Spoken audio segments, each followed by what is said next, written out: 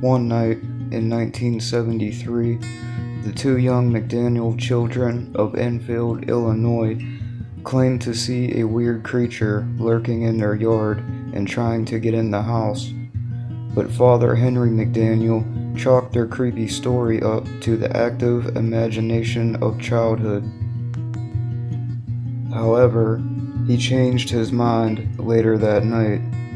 After being awoken by a strange scratching sound, McDaniel grabbed a gun and a flashlight and peered outside his front door. There, between two rose bushes, he saw a creature that was almost like a human body, just as his kids had described. It had 3 legs on it, a short body, 2 little short arms, and 2 pink eyes as big as flashlights, he recounted to a reporter. McDaniel said he fired 4 shots and was sure he hit the creature at least once, causing it to make a hiss, much like a wildcat, before it ran off toward a railway embankment. McDaniel was stunned when he saw the monstrous beast jump 80 feet in 3 jumps before quickly running out of sight. The police found scratches on the door screen as well as footprints in the dirt near McDaniel's home that looked dog-like with 6 toe pads, yet no clues pointed to an unusual creature. McDaniel's sighting made the reading eagle, but it was clear most people didn't believe it was true. It didn't help that a 10-year-old neighbor faked his own eyewitness account of the beast, only to later admit that his testimony was a prank against the McDaniels. McDaniel reported 2 more sightings of the alleged beast to local cops, but he said they eventually threatened him with jail time because nobody believed what he saw had been real. But McDaniel was adamant and stood behind his scary, true story. If they do find it, McDaniel said in an interview, they will find more than one and they won't be from this planet, I can tell you that. After McDaniel's public testimony about the Enfield monster, other eyewitnesses' claims began to surface. Monster hunters swarmed the town, and at least 5 men were arrested after firing shots in the area and claiming to have photographed the creature.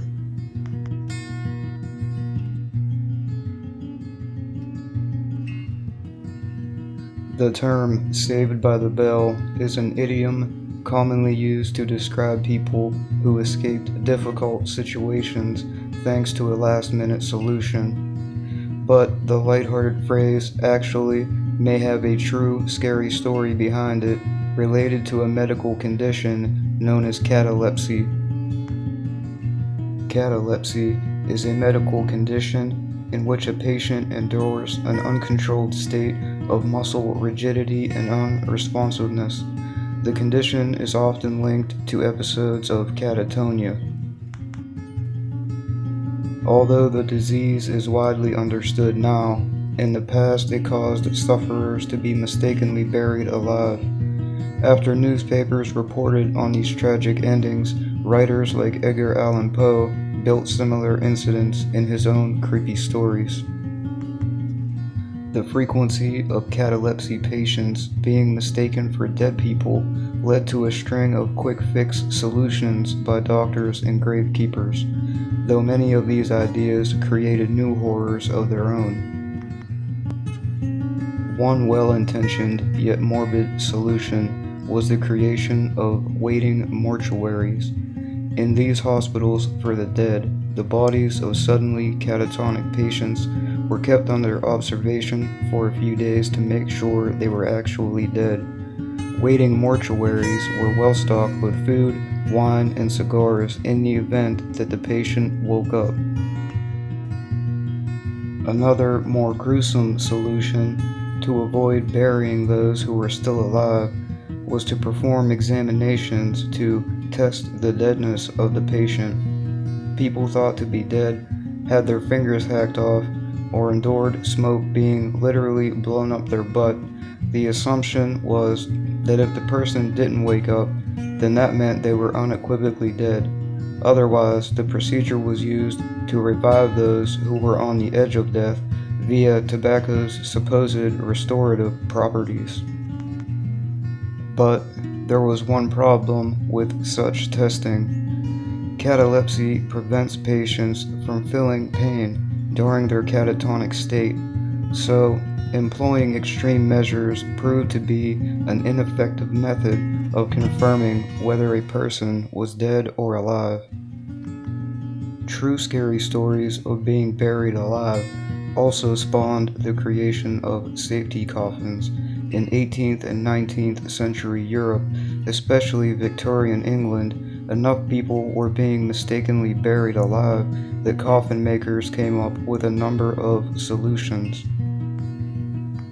These caskets were designed with above-ground horns or bells that a person who found themselves mistakenly buried alive could ring from the inside when they woke up trapped underground. Some of these safety coffins also came equipped with a stash of poison in case the person figured out they wouldn't be saved. Other models used glass panes that would fog up if the person was still breathing. Some had tubes that gravekeepers would have to sniff each day to confirm the body inside was actually decomposing. Other people were simply buried with the keys to their own coffin in their pocket. But the bell models were among the most pervasive. These morbid contraptions were allegedly where the phrase "saved by the bell" came from, according to some.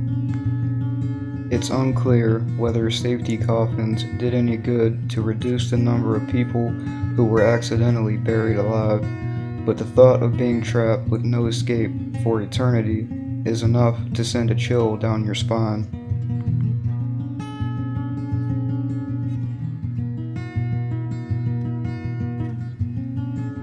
At the height of the Cold War, when radio was still a top medium for disseminating news and information, many listeners accidentally stumbled into some rather unnerving programming.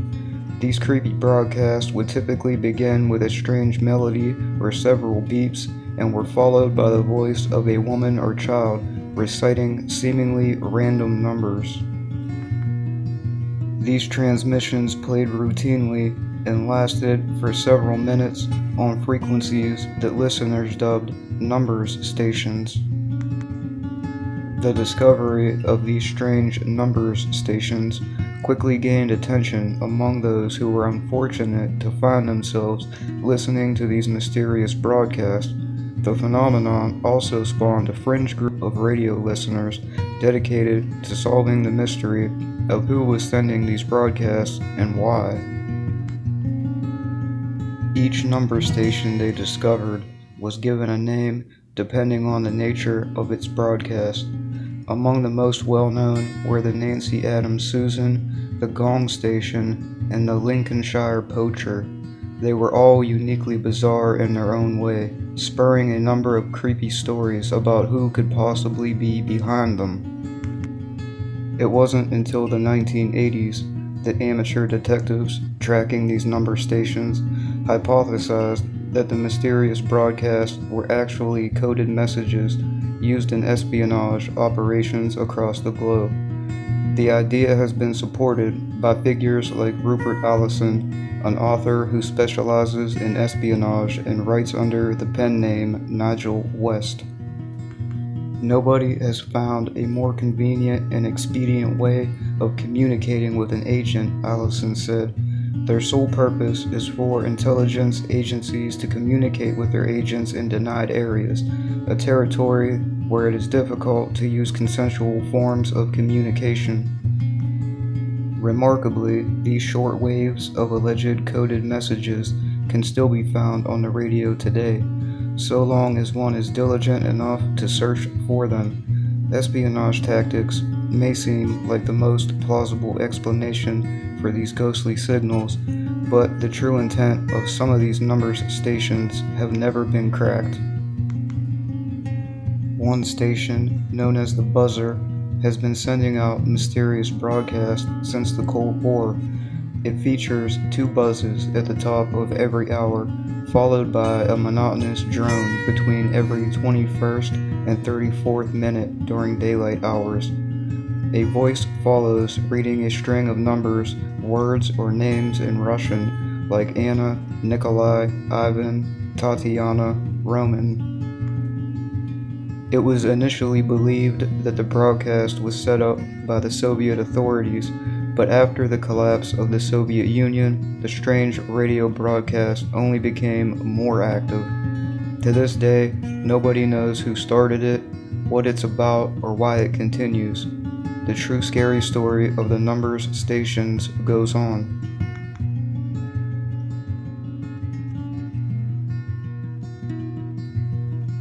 Thrill seekers traveling to Colombia will likely be attracted to the true scary stories surrounding the Hotel del Salto, a former hotel turned museum purported to be one of the most haunted places in the country.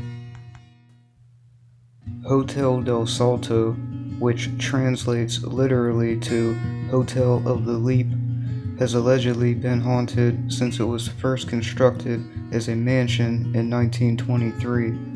It was designed by architect Carlos Arturo Tapias, who was inspired by the French architectural aesthetic that was popular during the time. Its location, overlooking the famous Tequendama Falls, gave the mansion breathtaking views, but according to some creepy stories, the falls may also be the source of its alleged hauntings. The mansion was the scene of many lavish parties and by 1928 was turned into a popular hotel. But then the horrific tragedies began. Hotel patrons inexplicably leaped to their deaths out of their windows. At least one homicide took place there when a guest brutally murdered a young socialite in one of the rooms, splattering the walls with her blood. Meanwhile, guests of the notorious Hotel del Salto claimed to witness spooky apparitions that appeared around the hotel at night, including the ghost of the deceased socialite. In local legends, Tequendama Falls is said to have been where many people of the indigenous Miska tribe escaped from Spanish colonizers by leaping off the nearby cliff centuries before. Though the native legend says the Miska were incarnated into flying eagles as they jumped off the cliff, thus surviving the brutal plunge, locals believe the land has since been cursed by the Miska, some of whom may have not survived their attempts to escape the Spanish invaders. Even after it was shuttered in the 1990s, scary stories about the hotel continue to emerge. Some claim that loud screams can still be heard coming from the abandoned hotel. Additionally, they say that the constant mudslides on the road to reach the property and the stench from the heavily polluted river water further prove paranormal activity on the grounds. Today, the once rundown hotel has been converted into a sleek and stylish cultural museum. Curious visitors can tour the former hotel, but only during business hours, which end at 5 p.m., well before scary stories say the ghosts appear.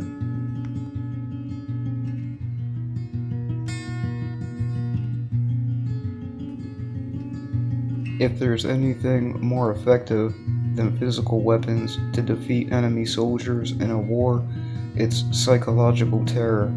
That's just what U.S. troops employed during their invasion in the Vietnam War.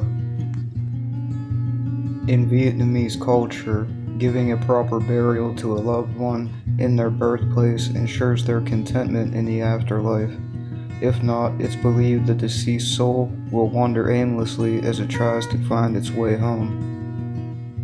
U.S. forces in the Vietnam War were aware of this belief and took advantage of it to cause terror. Knowing that the Vietnamese people were worried many of their soldiers would die far from home and unable to be properly buried, U.S. forces employed a freaky psychological scare tactic known as Operation Wandering Soul. The 6th Psychological Operations Battalion of the U.S. Army broadcasted disturbing moans of disembodied voices throughout the Vietnam jungle where the battles took place. These fake tapes were played on a series of loudspeakers or dispatched from overhead planes. For many Vietnamese soldiers, hearing the cries of supposedly lost souls piercing through the dark was nothing short of terrifying. The scare tactic was inspired by the Ghost Army of World War II, a unit of inflatable tanks and personnel carriers used to fool German intelligence forces into thinking the Allies had more troops and tanks than they actually did. These hair-raising messages that played in the Vietnam battlefield successfully convinced many nervous Vietnamese soldiers that their fallen comrades were skulking invisibly among them.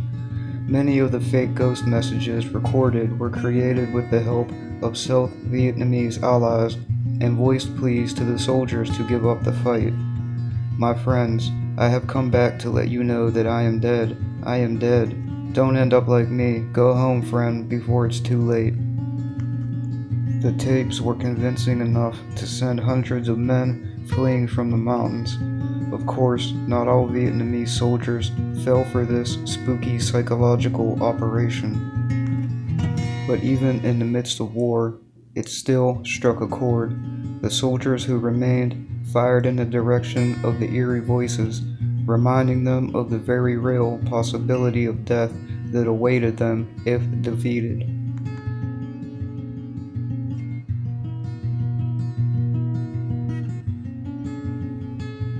Of all the true scary stories about life inside America's jails, the Tucker telephone is surely the most awful. And for inmates doing time at the Tucker State Prison Farm in Arkansas in the early 1960s, there was nothing more terrifying than the Tucker telephone. The Tucker telephone was a sadistic method of punishment frequently used on prisoners at the state prison, which is now the Tucker Unit of the Arkansas Department of Correction. The torture device was the brainchild of prison physician Dr. A.E. Rollins and prison superintendent Jim Bruton. On its face, the device looks like an old crank telephone, but with the addition of an electric generator and 2 dry cell batteries, it became one of the most notorious torture machines in the history of U.S. incarceration. Hooked up to a source of immense electric power, the Tucker telephone functioned as an electric shock device attached to the private parts of the victims. Inmates sent to the hospital room were strapped down to a table with 2 wires applied to their skin. The ground wire was wrapped around their big toe, while the hot wire, which the electricity ran through, was strapped to the inmates' genitals. Once the doctors turned the crank on the Tucker telephone, their victims were brutally shocked by torrents of electricity. Sometimes these torture sessions dragged on for long periods, known as long-distance calls. The sheer barbarism of this punishment method was described in Tom Merton's shocking 1970 book, Accomplices to the Crime: The Arkansas Prison Scandal. Tragically, many of the prisoners not only ended up with permanent organ damage, but also suffered from mental illness following the torture. But the Tucker telephone wasn't an isolated incident. A Newsweek report from 1967 revealed the prisoners were routinely beaten with paddles, had needles stuck under their fingernails, tortured with pliers, and punished using an electric chair. The brutality of the prison became so famous that the Tucker telephone eventually found itself depicted in the 1980 film Brubaker. Unfortunately, even after the torture device was no longer deployed against inmates, the Tucker telephone was repurposed by the Chicago Violent Crime Unit under Lieutenant John Burge to torture suspects in the 1980s. American interrogators abroad have also reportedly used the device to torture their captives.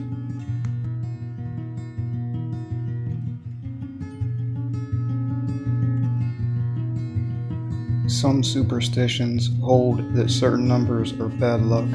One cell phone number, issued by a Bulgarian phone company in particular, actually seems to be connected to the deaths of at least 3 people, all of whom had used the same number before their ominous deaths. Whether a coincidence or not, the unlucky cell phone number 0888-888-888 has since become synonymous with deadly bad luck. The first victim, in fact, was the former CEO of the mobile company Mobiltel, named Vladimir Grashnov. He died of cancer at the age of 48 in 2001, shortly after receiving the number from his former company. Rumors suggest the real cause of Grashnov's death was that he was being slowly poisoned by a competitor. 2 years later, the alleged curse hit the next victim of the unlucky mobile number. Konstantin Dimitrov, a Bulgarian mafia boss, gunned down while he was having dinner with his model girlfriend, was killed at the age of 31. Investigators suspect it was a hit by a rival drug boss. The third and final victim to hold the ill-fated number was Konstantin Dishlyev, who was shot to death while sitting down at an Indian restaurant in 2005. Dishlyev, like the previous owner of the mobile number, was engaged with the underground criminal world. He was known as a crooked businessman who operated a secret drug trafficking operation. It might strike an observer of this story that these high-profile victims would likely have died with or without the number, particularly those who were entangled in drug trafficking. But the fact that all 3 men died within a 5-year period was enough for the mobile phone company to pull the number out of circulation. Yet the creepy stories of the deadly number live on to this day.